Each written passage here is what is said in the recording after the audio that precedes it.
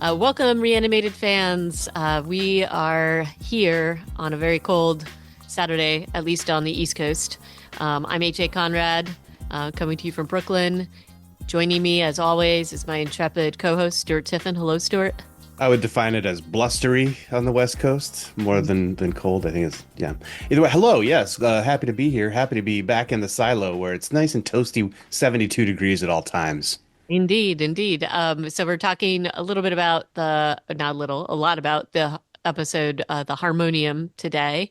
But before we get to that, we have a few news tidbits, some interesting stuff to chat about. And not unexpectedly, the 28 years later trailer has gained a lot of steam. And in fact, I think it is now ranked as the second most watched horror trailer, or is it the most watched now? But it's very, very high up there. And this is the fan response, and just think it's gone viral.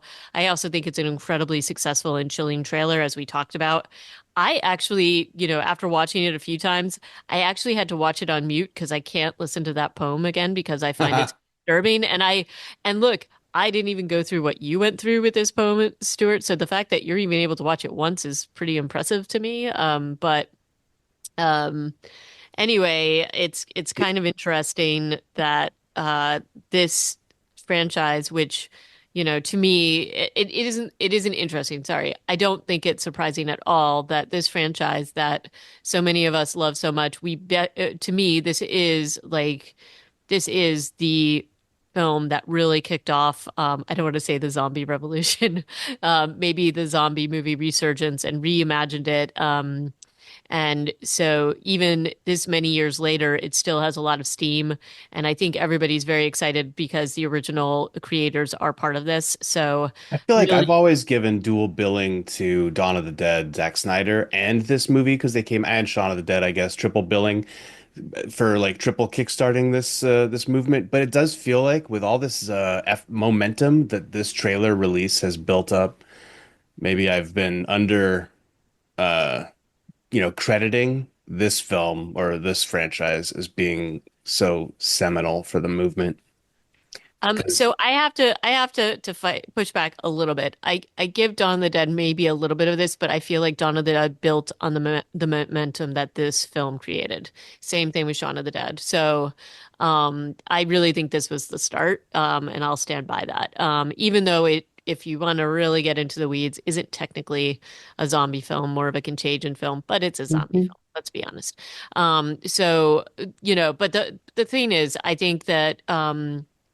And I think it's honestly even more impressive because of the fact that they filmed it and the quality doesn't look great, honestly, comparatively, just because of some of the decisions that they made. But um, anyway, just very excited to see this whole thing. And then you found this announcement, which honestly, I'm a little shocked at this, and it just shows how organized they are, I think, about this, and what I think they probably have already filmed this, or it sounds like they have, right? The sequel to the 28 years later is already teed up. Um, so that's interesting. They've announced the release date of January MLK Day weekend in 2026. I forget what it is, January 16 or something like that. But yeah, wild that they already have a date and very cool. January 16th, 2026 for 28 years later, The Bone Temple. They also have a title. Yeah, so The that's other, I don't know if you've kind of mentioned it, but you haven't actually, I don't think. But the fact that Sony is also re-released 28 days later on digital, they're saying because of fan response.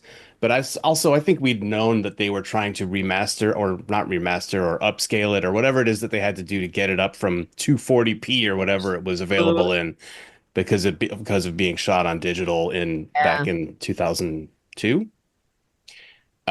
So that's been re-released now, and you can get it on Amazon. And I'm sure because it was so hard to find, I'm sure people are gobbling it up. Well, if you remember, I was very upset because I just couldn't watch it. And then I realized I had actually purchased it, so I did have access to it.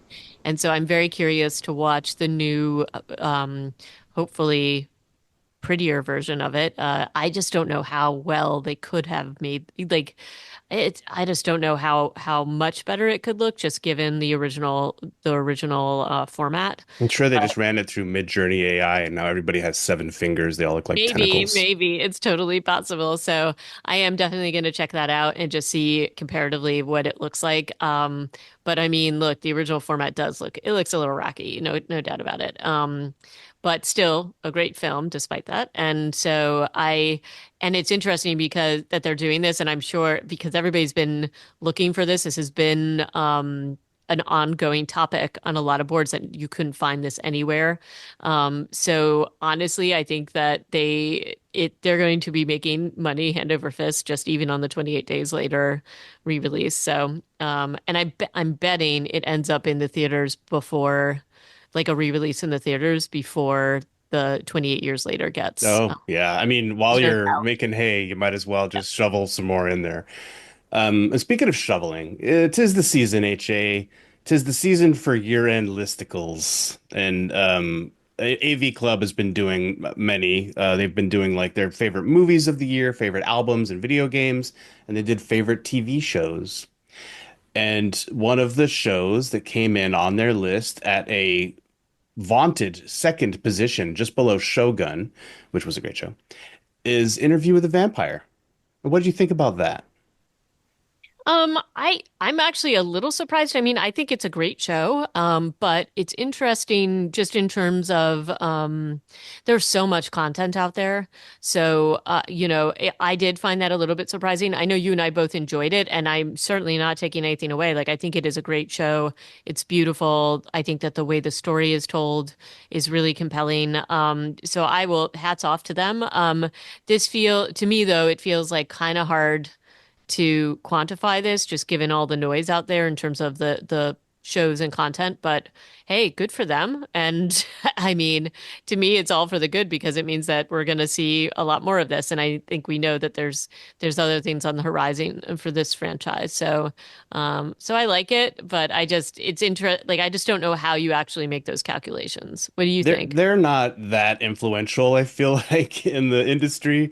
But what's funny, you say that there's so much content, and I think that that's really borne out. And when you look at their methodology for building this list, they have ballots, they have a panel of a handful of their writers and critics, and I feel like Interview with the Vampire only shows up on a handful of these lists. Whereas it's not on a great many others. So it's kind of crazy that it landed on second place because it was high enough on enough lists to make it work, but then there was such a like a crazy Yeah, like that's my point. variety of other shows on the other lists that I think it basically bore out by a very small margin to be in second place. Mm. I haven't seen Ripley yet, though I've heard really great things about it, and I love Andrew Scott. Like he's really awesome. Have you watched Ripley yet? No, no, I have not. So that like I hear he's incredible in it, and I hear the show's incredible. So I can't speak to that. And honestly, a lot of the things on the list, it's kind of hard to make that to me determination without seeing like a lot of these, and I don't think I had watched like a good number of these. So, A uh, more succinct version of the point I was trying to make was that it's only on four out of the 12 top yeah, 15 yeah, lists. They have 12 critics listing their favorite shows. Interview with the Vampire shows up on four of them. That nets it number two, yeah. which Okay, is kind of fair. wild. Yeah. Uh, so there's a lot of content to your point. And I'm glad that it's up there. I don't know that it's gonna like necessarily make it easier to make a season three or four or five. Yeah. But they are making the Vampire Lestat, right? Because we saw the little We preview. did see a teaser for it, and I think they're gonna keep going. I don't know how many more they could do, but Yeah. Admittedly, the books get much worse after starting Vampire to get Lestat. weird at this point. So Yeah. yeah, yeah, yeah. So we'll see what happens with it. But I mean, look, these actors are great, Hmm. and so that is like I'm really happy to see their success, and I wish them well, and I would definitely be very excited to watch all these actors on a in a format again. Like, let's just hope it doesn't go too weird, but a little again, have it with a little grain of salt. Just we'll see how it runs. Um, but yeah, and vampires is all the rage apparently this year, next year. So Nosferatu, if you haven't seen that trailer yet, it looks kind of amazing. It's getting released on Christmas Day, I believe, and I'm excited to see this. It does look very cool, and so it's gaining a lot of steam, and even has a lot of different things happening surrounding it. There's a whole, Merch. oh, yeah, it's a lot of merch. And this merch is like kind of dark and weird, but okay. But apparently there's like a casket company that's making the replicas of the casket that they show in the film Nosferatu. And it's like $4,000. Life size. Yeah. And I mean, I'm assuming it's really meant to be buried in, right? Or slept in, Oh depending yeah. on your kinks, you know. Good point. It does Yeah, look like it only has room for one person, though. it does not look like a king-sized coffin. That So would be so weird. But yeah, if you want to just like cut a corner and go ahead and get your casket all hammered out, these guys actually make real life coffins. And they've partnered with a movie company in what has to be a pretty rare sort of partnership? opportunity. So now you can buy your Nosferatu. Like it's got even the logo of the movie is on the inside of the casket. Yeah. It's got the pallbearer handles. Like I think this thing might be the real deal. So rather than pay for it or have your survivors pay for it after you kick off, you might as well just be like, no, this is the one. I want to be buried in a movie branded coffin. Thank you very much. While I'm eating out of my coffin popcorn bucket, which is another piece of merch that they're talking about in this IGN article we're looking at. Um, yeah. I don't know if you checked out some of the there's some commentary about the coffin, and it's actually pretty funny. But it's hey, there you go. It's gonna be I'm very curious to see how many of these that they sell, but I would say I bet they sell some of them. So it's not going to be zero. So yeah. I Um, mean, a lot of the effort that goes into this is just having people talking about it, which, hey, mission accomplished. yeah, I guess there's also like another replica bed that's like $20,000. So Oh, um maybe that's the one you want to get now for later. yeah, and there's actually like if you go to like the NBC store online, this is the funniest thing I've ever seen, but it's like the Nosferatu replica sarcophagus bed, right? And you can add to the cart, and they said frequently bought together, and it shows like a Nosferatu like sweatshirt and a little beanie cap, which is really funny. So if you want to buy the package deal, it'll be all good. So anyway, this is just tickling me, but all about the merch. I really want to get a tally though of how many of these things they Oh, sell. you'll never find out. Yes, somebody's going to do a You think tally. you can go to Titan's website and Yeah. they'll be I like, we think sold six. yeah, I think it's something like that. They'll talk about it, I'm sure. Anyway, um, very exciting just to see this film, but I don't think I'll be springing for the coffin package deal. How about you? Oh, yeah, no thanks. I'm good. I'm good. I have a nice big bed. Nice. Um, in other news, it's very hard to make zombie movies. I have a friend making a horror film right now, Brad Rigo. And I actually sent him this article because filmmaking is very difficult, even filmmaking, in pretty controlled environments. And in this case, there is a zombie film being filmed up in Massachusetts, and I think this was like a couple of days ago, but some of the film crew, as they were filming out in a pond, fell through and had to be taken to the hospital. So people suffering for their art, and I'm glad nobody was hurt because it could easily have gone very badly here. But I don't know, like it doesn't. It's been pretty cold, but I don't think cold enough for like different, clearly for things to have frozen over completely, and that's kind of I'm very curious about what they were filming out there, but um, Yeah, there's no information about what the movie is, which it's a is too zombie bad film. That's all we know, right? because they could have well, I mean they were probably all in hypothermic shock and not ready to be like, "Hey, and come see our movie. It's going to be called Pond of the Dead." Ugh. I mean, I think they're missing out on a marketing opportunity That's what I'm saying. Yeah, given as they how were much getting in the press, ambulance.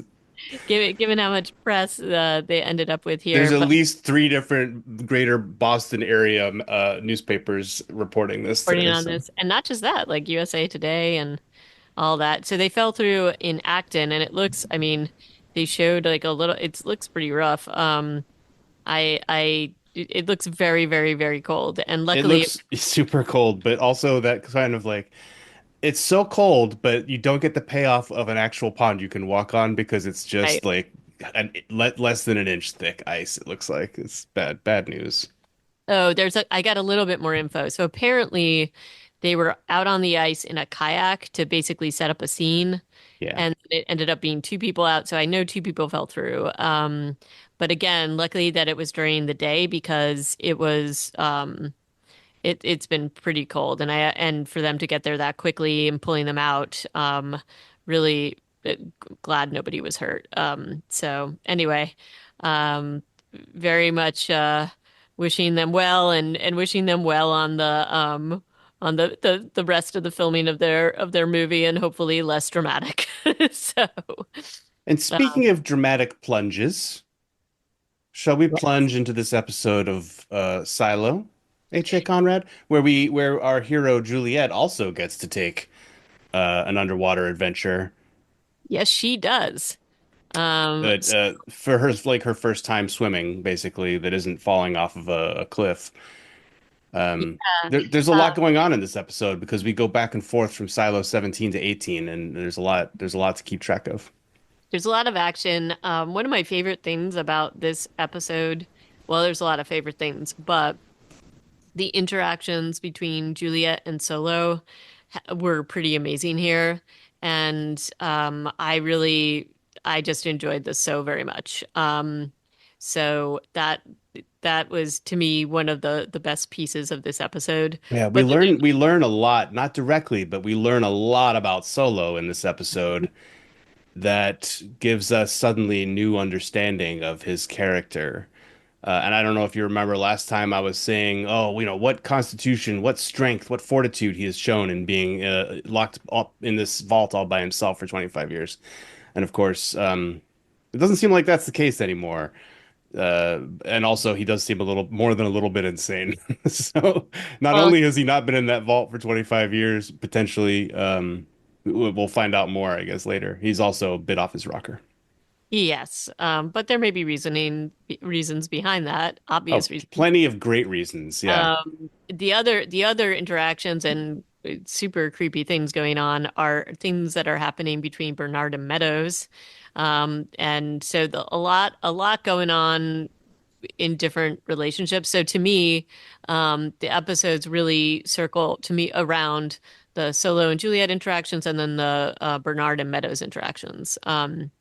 Yeah, And but there's also a lot going on with Knox um and Sims too, who are kind of moving their pieces on the board or getting moved, as the case may be.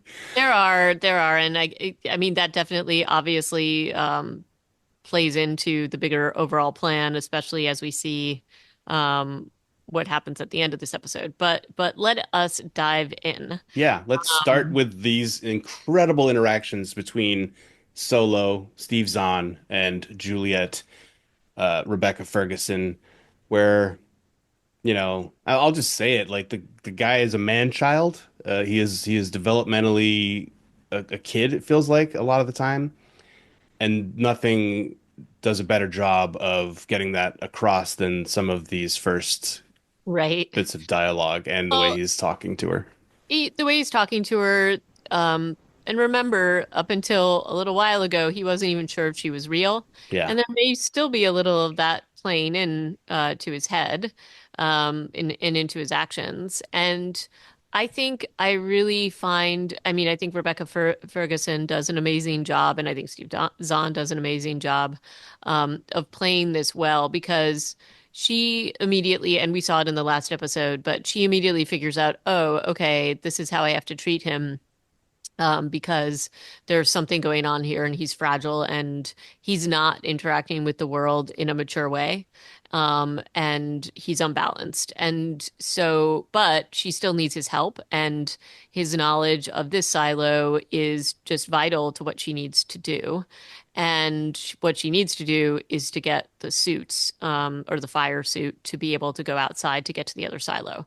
And so she's taking the help that she can, but also the knowledge that he has, like, and the way that he is just his monologues are really interesting, and they're actually kind of telling because he's talking about the knowledge he knows about the time that was before. And remember, these are things that you didn't talk about that are forbidden. Yeah. And There's so a lot of parallels between him and Meadows and the kind of things I that they know and they want to talk about in this episode, huh? Right. But there's also things that he talks about that it's kind of interesting because as Juliet is listening to him, it's like, yeah, are you telling me things that are real? Because that sounds bananas. Well, So, also he's saying some truths, and then he's like, elephants have skin as hard as concrete, and their right. tusks are 12 feet long. I don't know, maybe those are true, but I don't think that they are. I think they're a little bit They do embellished. actually have very tough skin, and they do have tusks that are incredibly long. But remember, like, just from the outset, she's like, okay, you're a little bit out there. I'm going to let you talk, but okay, I'm just going to kind of continue on and try to get some sense out of you. But he's She's almost, not even listening to him. That's why I think it was appropriate that you describe these as monologues. He's yeah, just yeah, talking and jibber jabbering and trying to show her things, and she's taking stuff out of his hands that might be useful for her, right, and just getting frustrated and kind of like trying to tune him out most of the time, really not paying any attention to him because she's on this mission. She needs to build this suit. She needs to get back to the silo and save everybody because she has done this thing that he described was the catalyst for right, the end of the silo end of Silo 17 as they know it. And so right. But she's on a mission. she is, and she's very much the adult here, and he's the child, but he's like wants to play show and tell. Yeah. So that's the other thing, like these things that are precious and important to him. And I mean, that's like the thing he talks about, the harmonium. And these are like they have to figure out like where the fire suits are below water. And so that was her whole thing, is that she needs to figure out a way. And I mean, gosh, you got to give it to Juliet. She really is a problem solver. She's very smart. And she is like, okay, this is what we have to do. And I mean, this is the it's a bit honestly, not a bit. It's tragic because like he's talking to her about the harmonium and how he used to play it, and it's like a precious thing to him, and then he realizes she's gonna have to like take it apart, and she's I just like, thought that was hilarious where like he's been pitching her on using this thing. I And know, it but takes him so long to even get his point across. Like he has this weird way of saying like he knows the answer to what he is proposing, but he can't say it. He's gotta like play it for her and really annoy her because he's taking so long to get around to his point. But then eventually he's like, "Oh, there's a bellows in here." She's like, "Well, I'll have to take it apart." And then you have that realization on his face. Also, yeah, when they're in this classroom, there's a couple of really important things that are going on. Like they go to this classroom so she can write down her she's like trying to make a diagram of like what her solution's going to be, and they walk into the classroom and the first thing she says is, what are all these numbers about? And he goes, I don't know, you could probably just erase them, nobody will care. I mean, these are clearly like combinations for the nope, vault door that somebody's been trying. I don't know why she doesn't think of that right away. Maybe she has and she's just not saying it out loud, but she has no problem erasing them. Uh, but I thought that that was a really funny sort of thing to throw in there, and Steve Zahn's reaction to that was awesome. And then when they're in there, also he sees this backpack of a girl named Lapis, and it's part of his never-ending kind of rant that he's on. But he talks about how he used to sit next to her Yep. and that he has blue eyes and the name Lapis means blue and yada yada. And then Juliet does kind of perk up at this and she's like, "Wait, based on this classroom, that girl would have been like 12 years old when the revolution happened." Hmm. Um, and does she ask a follow-up when she says that? She asks something directly to Solo that he doesn't Well, she answer. says, "How would you have been sitting next to her?" And what happened to your eye? Yep. Yep. And And what he's like, happened? I don't want to talk about that. Yep. But so right there, we're like, oh, Solo was a child when this happened. He wasn't put inside the vault by IT, or maybe he was by some person who was left. He and someone else, some other people were left inside the silo when everything broke down and went the way it did. Yep. But the mystery of how things actually went after the revolution and after they went outside still need to be answered. Plus, those doors were I guess the inner door was closed at some point upstairs because Juliet had to break in. But I was just trying to think like how did the air or the poison or whatever it is not get inside the silo in the intervening 25 years? They had one closed door. Yep.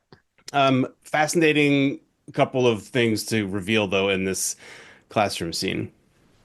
Yeah, and I guess the part about the combinations that I wasn't sure if it was him or other people who had done that. It felt like people, but Yeah. later I have questions about something else, which we'll talk about. But during one of the funniest scenes I think I've ever seen between Juliet and Solo.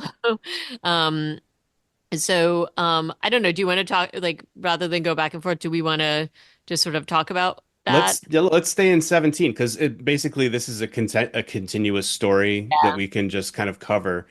We've talked about a few of the things that already happened between them. I don't know why, based on how she's interacting with him, I don't know why she would trust him to be her bellows pumper. I I don't think think she has a that choice. I don't think she has a she choice. doesn't have a choice. The show toys with the idea that he might leave her Yeah. in a Well, lurch. and he keeps saying like he's worried about the fact that he left the vault. He keeps saying things like, "Did I lock it?" And she's like, "Yes, of course you locked it." And so he's having a lot And of it's anxiety not about just that. like, of course you locked it because you would always lock it. She's like, I watched you close the door and I watched it lock. She's clear-eyed about it, but he's obviously not at all. Well, and again, giving him a little bit of credit for the fact that this is the first time he's been out in who knows how long. I don't think he's been locked in there the full 25 years. I think we all know that, but he still has not been out in a very long time, and he's certainly not interacted with anybody. So he's having some anxiety, which makes sense. Yeah. And he did But say when he came out of the vault in the last episode, this is the furthest out I've ever been, or something to words to yeah, that effect. So I wonder if, yeah, who knows? We'll find out more, but there are some big question marks about Solo's origins. yeah, Um, the and then dive itself, can we talk yeah. quickly about that? Like they come up with this, she's just gonna get air pumped through this bellows. The hose is not even nearly long enough. I kind of was surprised that that was maybe that's all they had, but she seems surprised when she runs out of air hose, and the weight that she has chosen is way too heavy. Yeah, yeah, totally. And also just dragging her back. Like there's a lot going on here. It's a little bit stressful to watch, but again, she just kind of keeps plowing forward. She's like, everything has to be okay or I'll die. Yeah, But I thought that the way that this was shot was incredibly successful. I was anxious watching it. I'm just like, I mean, I knew she was going to get out of this, but like it still felt very stressful. He's up there pumping away. He doesn't abandon her and he just keeps going. Every once in a while, they do show moments where he's like almost pauses and then he goes, "Oh God, I but the gotta pump." vault. And like there's just like moments where you're just like, "Oh gosh, is he gonna leave or not?" But at this point, she's not even using the air hose because she had to like take huge breath to like go and Yeah. make it in. And luckily, it all worked out for her. She was able to find to go up into like the top of whatever the vault, and there was some air up there, thankfully. However, I will just say.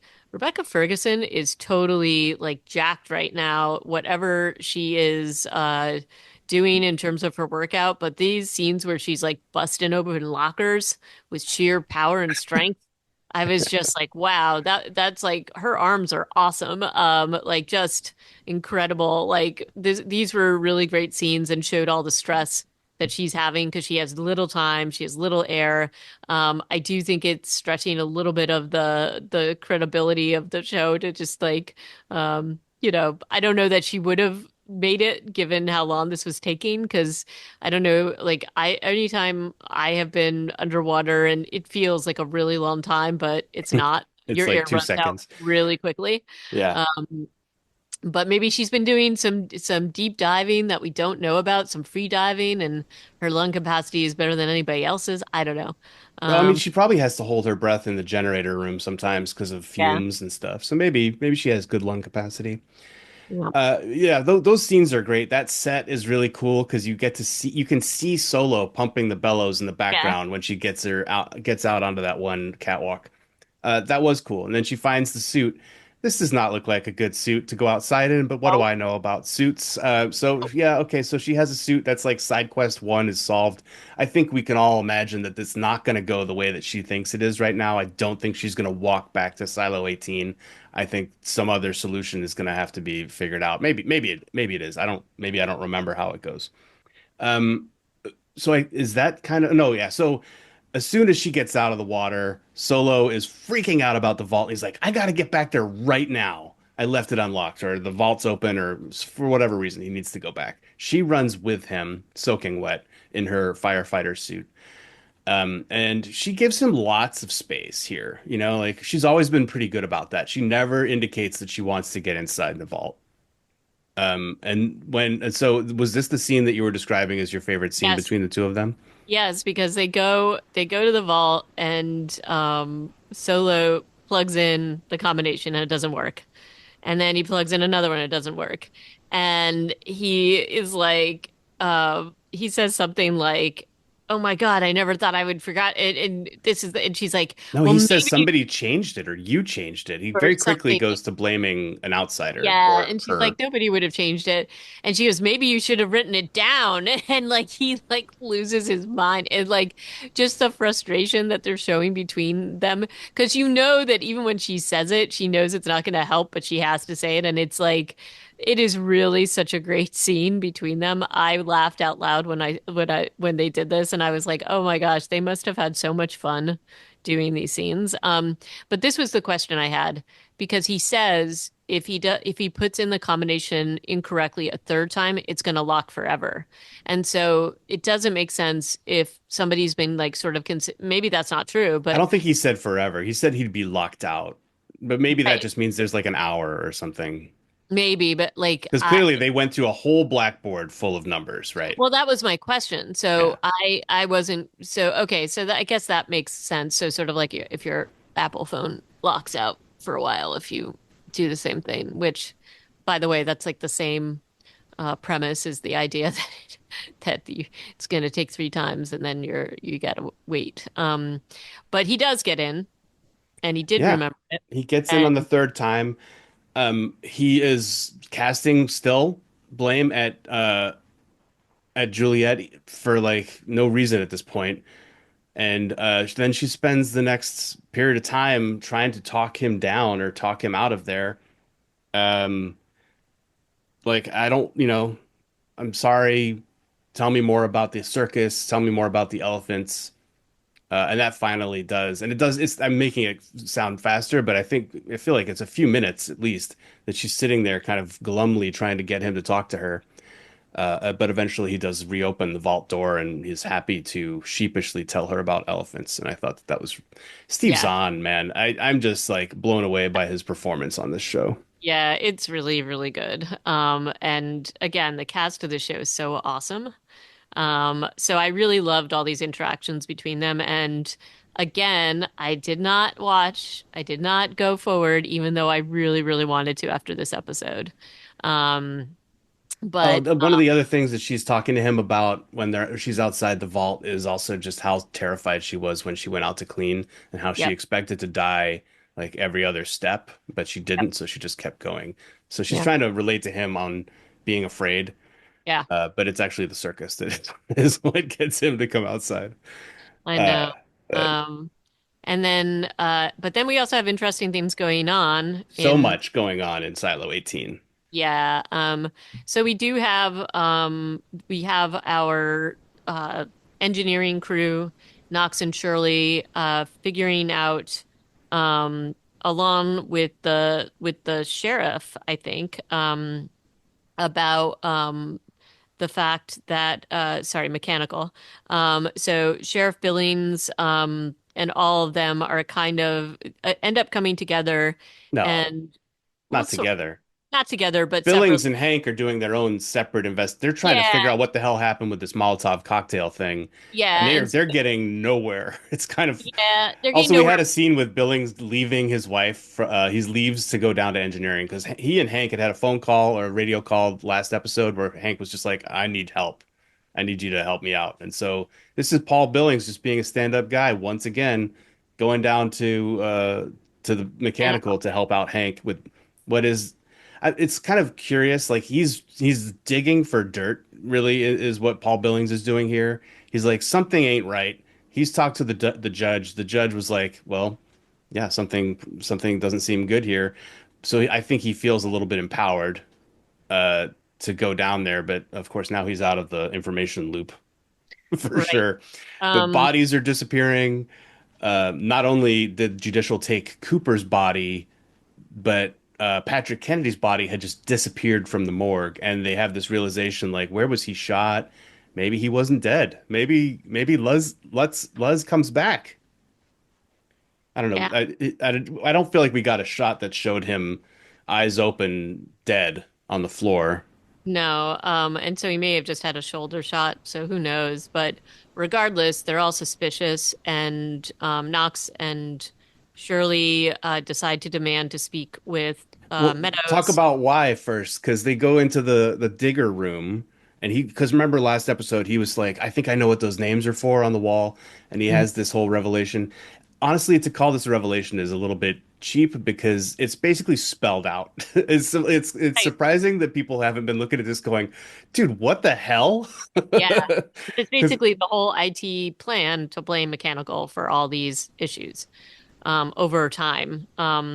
But it's kind of interesting that this silo is still functioning if all these things have happened. and they've had Um, apparently like 6 or 7 different revolutions or right, rebellions that have been crushed, and each time it's been blamed on mechanical. right, So yeah, I think if Knox has been kind of like trying to keep the peace up until this point, but I think at this point it's not that he's trying to go for war like Shirley is all the time, but he's like, this is really messed up. We need to have a conversation with somebody. right. And then in the meantime, Meadows is also having conversations with Lucas. And so Lucas makes a reappearance. We haven't seen him this season until now. I mean, it feels And like we're not going to see him again after I this know. too. And so, I mean, he had been taken away and punished, and he had put in an appeal, and so she agreed to see him. Help me And understand why they have this scene. Is it just to bring Avi Nash in? I think it's a few things. I think it's that Bernard specifically said that he didn't want her to do this, and so I think she's kind of curious as to why. Hmm. I think that she's also a little bit crazy, but she also has been doing this. Like she's gonna take an audience with the mechanical representatives. She also had told Bernard to stop going by the book because there are some different elements to this, and Bernard is fighting against her on that. So to me, this is a little bit of an act of rebellion on her part that she's like, no, I am powerful. I'm going to do this because this is the right thing to do, even though it isn't according to the code. And so this, I think, is a little bit of what's, to me, the purpose of this is to set off a little bit of the domino effect Hmm. about what's going to be happening later in this episode between her and Bernard. But with Lucas, the poor guy is there and he's talking about all the things that he has seen and stars, and she tells him that they're called stars, and she gives him all this information. This is so cruel what she does at So this cruel, point. and like basically confirms all these things that he has thought is true. Like his revelation that the earth is going around the sun and that these things are that it's not that the those things are moving. It's that we're moving around them, and she gives it to him, and then still sends him to the mines, but takes a little bit off of his sentence. It is cruel, and then it's almost like, I'm going to say this, but you're not allowed to even know this, and everybody will think you're crazy anyway. So that's fine. I'm just going to tell you, drop all this knowledge that you've been yearning for all these years, and yet you still get to be in the mines. And that's really, it's so messed up and heartbreaking. And maybe we'll see him again, but it doesn't feel like we will. And she kind of continues on these paths, like where she's having these conversations with Bernard. They and these interactions and her relations with Bernard really upset Sims, because he really feels like Bernard favors her, that that's the reason why he's not Bernard's shadow. So he really he's also stirring some stuff up, as we've seen. And so this is, and the thing that he does is start to demand, stir up a movement to get Meadows impeached. Um, It's weird and how this scene with he and his wife plays out too, because she at first is like, "You should." When I worked in judicial, the rumors, the talk about Judge Meadows was like how brilliant she was, like just a Yep. mind, the best mind of a generation. And then she's like, "Yeah, we could impeach her. Yep. It'll help out. You don't even need to get the votes. You just have to Right. stir up the trouble." Right. And he certainly does pretty quickly. I think by the time Avi Nash or Lucas Kyle is getting escorted out of her office, there's already like four protesters on the stairs saying, "Impeach Judge Meadows." It makes zero sense, but I guess that's kind of all you need is to have some people out there, and that'll get people asking, like, "Huh, why should we impeach Judge Meadows?" But it doesn't really work or play into what Bernard has to do later in terms of now it's all about support Judge Meadows, right? Like, so there's some weird dissonance going on with their clearly manipulated crowd stuff that they're working on. But of course, he and Sims are working at odds. They're not helping each other out. Sims Nope. is just trying to get ahead, and he's doing things in their playbook, but not in the same game as Bernard in a way. Just so it's kind of it's fascinating to watch. And there's some scenes, but there's one scene between Sims and Bernard at the end of this episode, but you feel like there's got to be some sort of collision coming between these two guys. Well, and then Bernard is doing things that he doesn't like doing, and he feels like he's being forced to do because of Meadows' actions. I think he is in crisis because clearly he does love her, and that becomes very, very clear. Like, he loves her beyond all reason, but not beyond enough reason that he still thinks that, I mean, this is what it seems like to me, that the most important thing is the health, the greater good of the silo, and following the tenets of what's been laid out for him and what he's supposed to do. So as much as it pains him when he sees that she's doing things that he does not think are in line with that, and he's very specifically calling her out for the meeting with Lucas and for the meeting that she's agreed to see Mechanical. um, he he starts to act. And as you and I talked about in the last episode, I mean, this was easy to see coming from a mile away, but Bernard is not, nothing stands in his way. Nothing gets in the way of what he thinks he has to do. I mean, he's willing to lie about Juliette going outside. It's saying that she wants to go outside. I mean, Meadows totally calls him on that and thinks that she has her answer. Um, we see that Billings gets more information about that, and like, he is ruthless on this particular point. So no matter how much he loves her, or cares about her, that doesn't matter. If he has to, like, he'll do whatever he has to do to keep moving forward in the interest of keeping, I guess, the silo out of a revolution.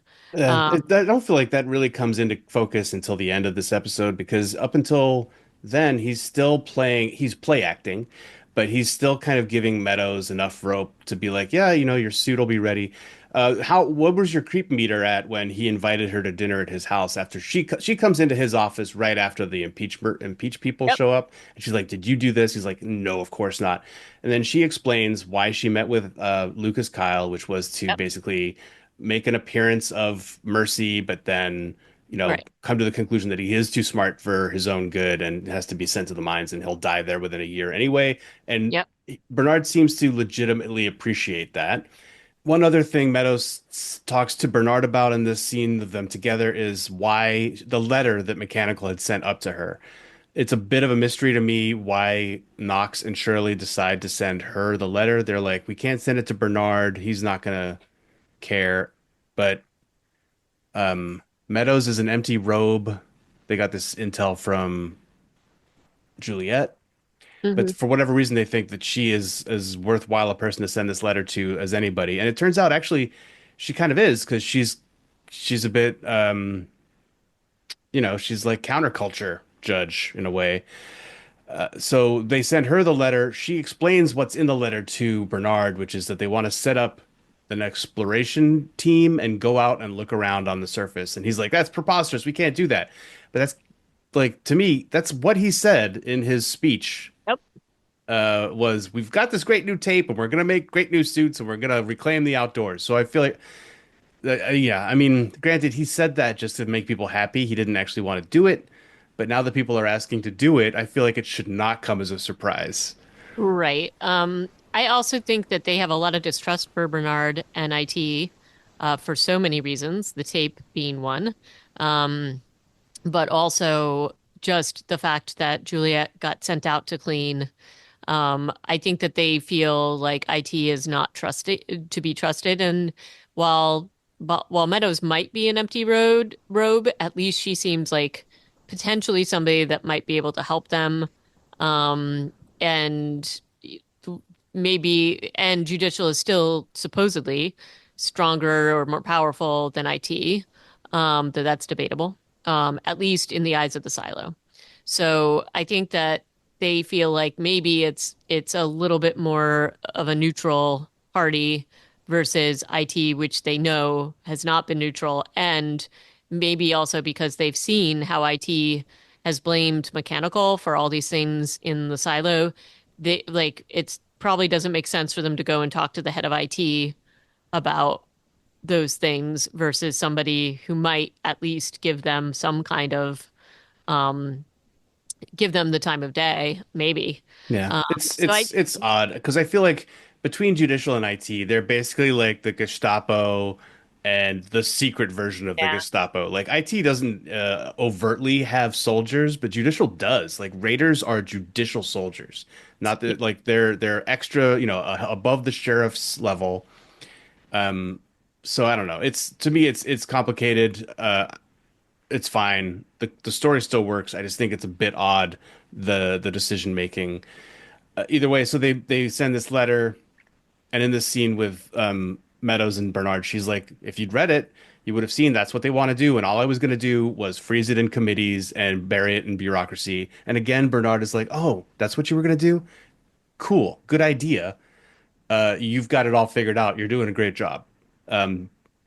So Bernard is kind of like, so this like I'm committed to the order, and I'm not gonna. That's the only thing I care about. He's definitely not advertising that when he's talking to Meadows because she is really all about just wanting to go outside. When he's like, "Don't worry, the impeachment thing should blow over." She's like, "I don't care. By the time it even comes around, I'll be long gone. I'm going to be walking around outside." She is fully still committed to this trail, and right. he doesn't contradict her. Uh, and No, then he invites that, her to dinner, and it's pretty creep. Well, my creepometer was going off, so that's why I was asking you. Did you feel like he was like the whole measuring scene you found to be quite distasteful? And I feel like her face is a little hard to read, but she's kind of like, "Ew, I don't want to go to dinner with you." yep. And there's still that vibe. And that is the most creepy dinner I think I've ever seen. I will tell you, I would never have eaten a damn thing or taken anything to drink from this dude based upon how he was acting. I mean, um, I was pretty sure where this was going even when she walked into the room. But the other thing that occurred to me is that he might drug her for other nefarious purposes. I assumed he was going to kill her. Did you assume that too? No, of course not, H.A. Conrad. I assumed he was going to make her a suit and she was going to go out and frolic outside No, I mean, according to her wishes. well, I admit to you, like part of why she came in there and the creep factor was so high that I thought maybe there was gonna like, and I was like, oh gosh, is there gonna be like, is he gonna assault her? Is this gonna be what this is about? Like, I thought It's it might why take, the this 180, when she realizes that she's been poisoned and she starts to cry, and then she's just like, I would have married you. Like I would have happily been with you, but I couldn't be tethered to you. Like it's like this is a real yeah, strange revelation to me is that she's actually kind of into him too. That this was chemistry, not just a predator and prey this whole right, time. right, and I wasn't expecting that because that is not the vibe I was getting at all. Yeah. And then, there's lots of revelations, and there's honestly, despite the creepiness, the overall and the tragedy of this scene, and it's so creepy though. He's murdered her. She's still alive. He's already murdered her basically, and then he does this kind thing to her, which is to show her the views in His the VR headset. the VR headset, and he has watched this so closely that he can even tell her where every single thing is in this thing. Yeah. He's And it's been a he's been kind spending some time in there in and that we VR. know that she's obsessed with this. We've seen that she's been watching all those videos in her own apartment. And so, but the fact that he's doing this and he is giving her this as a, I don't even know what you would call it to send her out more peacefully. Um, with the only gift he can give her. I mean, it's so incredibly creepy though, because like in the end, the only thing that he is interested in hearing about is what this secret was that she had been holding, and she Well, still yeah, can't that's why fully he tell him. shows her the Yeah, VR is leverage. She's like, yep, okay, I will grant your dying wish because she wants to go up to the cafeteria. He's like, I can't have you go up there and yep, die in the yep. cafeteria. So here, how about this? Your own private viewing, guided by my curated, narration, which was, pretty nice. Yeah, like you said, it was pretty cool. But then, yeah, he is like, so why did you quit 25 years ago? You disappeared for 4 days. There is like this great mystery around what happened with her 25 years ago. And she doesn't really give him very much information. It's apparently maybe there was an encrypted letter on the hard drive that he smashed that Juliette had found, written by a guy named Salvador Quinn, who was the head of IT 140 years ago. What's on the letter, nobody knows. Or maybe she does, but she's not going to tell him because she's sworn to secrecy. That seems to be the thing, right? She's going to take Mhm. it to her grave. Yep, and she does. Uh, and there's not much more information than that. And then, Well, except the final like scenes and the pièce de résistance here. Um, We've got we've got Sims coming to do body cleanup. There's a lot of looks between him and Bernard, yeah, and Bernard's just very, very terse with him. He's like, "Do exactly what I told you to do." yeah, And he unrolls like some fabric and there's a knife, and I'm like, "Oh, is he gonna have to cut up this body? And like, how's he gonna get rid of a body? I guess he could bury it in the farms, but I guess that's where all the bodies get buried." yep. And then we have Shirley and Knox coming up from mechanical to have the conversation, the audience with Meadows, and they are meeting with a lot of resistance. There's like a crowd who's all angry that they're going to talk to Meadows, and then they show their power and basically drop an apple, a red apple, to stop the silo to show their It's power. McLean's dog's balls, Oh, like is that their what it is? dog I was like, it toys. looked like an apple. I was like, what is that? It did look like Um, an apple at first, but yeah, Teddy, who's down there waiting for for the signs, like red ball, and he runs off and turns off the lights. I feel like, yeah, it's a great, flex, but it also, I think, just lets Bernard let the dogs off the leash fully. A little bit Although he, more, yep. yeah, And so then they go in to see Meadows, and obviously she's dead, and they realize it's going to be a frame up, and they were like, walk out slowly and then run. this was And so, crazy. Like Sims is just sitting in there, and so is Bernard. They're both just like waiting to see what they're gonna do. I thought that was wild. Um, Yeah, I love the way that this unfolded. And then, it's not just Shirley and Knox who could probably run pretty fast. They've also got Walker and McLean, her maybe former paramour from back in the day before Walker got agoraphobia. And they are not exactly going to be spry enough to run all the way down. So the crowd, they get a bit of a head start. Sims goes out and riles them up and says, "Yeah, this is for Judge Meadows. They killed her. We're doing this for the silo. This is terrible. Off you go. Go get her. It's your responsibility to kill these people for to save all of us." And so he unleashes the mob. And when there's a last scene of Nox and them pausing when they hear the chanting, and they're only on level 26, and they've Yep. got to go down like 120 more levels to Yep. get to friendly. I don't know. Friendly territory is probably like 50 or 80 levels down, because there are all these like. I feel like these are up top people, and in the mids, that's a whole different vibe. But I don't know if they would also be really mad about this propaganda and how fast it could spread. It can only go the speed of the stairs. Yeah. Um, I feel like maybe having a secondary escape might be a good idea here. Yeah, I think they're gonna have to get off the stairs and hide, probably in Dr. Nichols'. Everybody goes to hide in the labor and maternity ward, right? Isn't that how this goes? Right. But I don't think they can get all the way down, not in time. So it's a wild place to leave the episode. Bernard and Sims are definitely moving pieces. They also had that right before he let Sims go out and release the crowd. Bernard has some words with him, like, the impeaching thing that forced my hand. I didn't want to have to do some of this. I don't know how much of that is true. I feel like he was kind of already angling to kill Meadows because he also admits to her that he has to follow the order. Like he has no moral wiggle room at all. Yeah. Um, I don't know. I don't know. What do you think's going to like?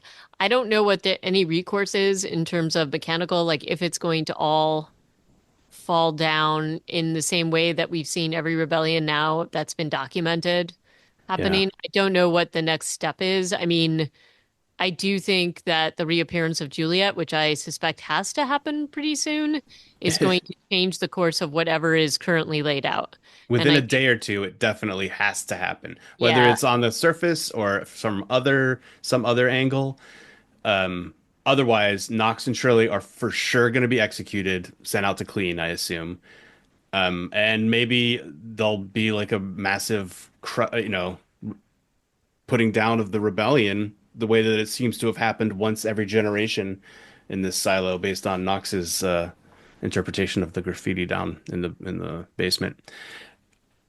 It's anybody's guess, I think, because we're not exactly following the way that the books go, and frankly, I don't remember what happens next with Juliet here. yeah, I I don't either. I know how it all ends, but I don't I do remember this too, but part. I don't remember exactly what the last what this I don't know about the in between pieces, I guess is the best way to put it. And Yeah. I have some vague recollection of a little bit of how certain things play out, but this is definitely a black box for me. Yeah, so I don't know yet. Yes. I want, Okay. I'd like it for Knox and Shirley to survive. They're kind of some of Juliet's last Yeah. anchors in the community. It's Walker, Shirley, Knox, her dad are the. Otherwise, we don't know that she is that close with anybody else, and so it would kind of suck if they if they don't survive. Yeah. I hope they do too. We'll have to maybe they'll take some kind of um maybe they'll take sanctuary in the part that nobody knows about down there, like the deep down. So You we'll don't see. think Sims knows about that? I feel like they must Maybe, know. but maybe they know a little bit more of the ins and outs than other people do. So, I'm not sure. We'll Hmm. see. We'll see what happens. But We will next time we get together, which might not be for a little bit, but we will come back and keep talking about Silo Season 2 right here on Reanimated. If you want to get at us and let us know what you think of the season so far, send us an email, reanimatedpodcast@gmail.com. And you can find all of our episodes online at reanimated.podbean.com. And you can find us on other places like Spotify and YouTube and all those great things. all those great things. So thanks for listening. Farewell and adieu.